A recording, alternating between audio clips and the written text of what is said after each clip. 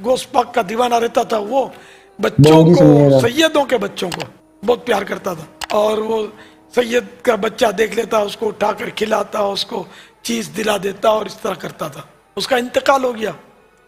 तो वो लोग इकट्ठे हुए थे जो अजीज रिश्तेदार, तो अचानक ये उठ बैठा। तो लोग तो भागने लगे कि ये क्या हो गया।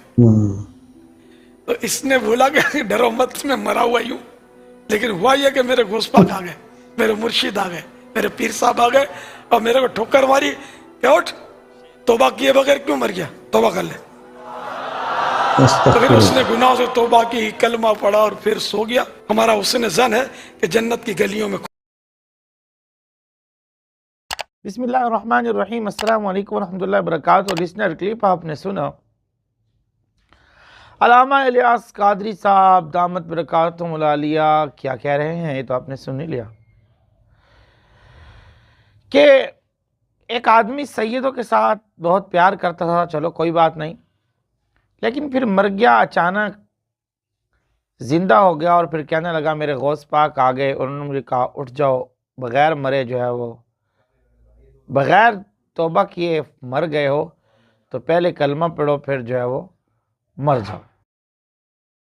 हालांकि कुरान करीम को अगर देखा जाए तो फ़इज़ा जा अजलुहुम ला यस्ताखिरून साअतम वला यस्तक़दिमून, जब किसी की मौत का वक़्त करीब आ जाए तो ला यस्ताखिरून सा, उसकी एक घड़ी को भी इधर उधर नहीं किया जाता, ना आगे ना पीछे, बल्कि उसकी मौत का वक़्त आ गया, फिर किसी को मोहलत नहीं मिलेगी।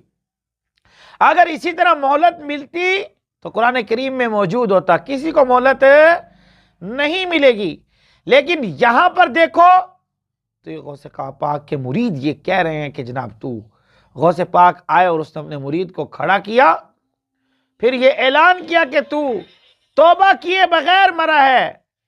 फिर क्या किया, तौबा किए बगैर मर गया, और तू पहले तौबा कर, कलमा पढ़, फिर मर जाना। ऐसी कोई बात नहीं, ऐसी कोई हकीकत नहीं, ये सब बकवास पर मबनी कहानी है, झूठ है, और ऐसा झूठ कि जिससे लोग गुमराह हो रहे हैं। अल्लाह ताला हम सबको सही रास्ते पर चलने की तौफीक अता फरमाए। वमा अलैना इल्लल बलागुल मुबीन।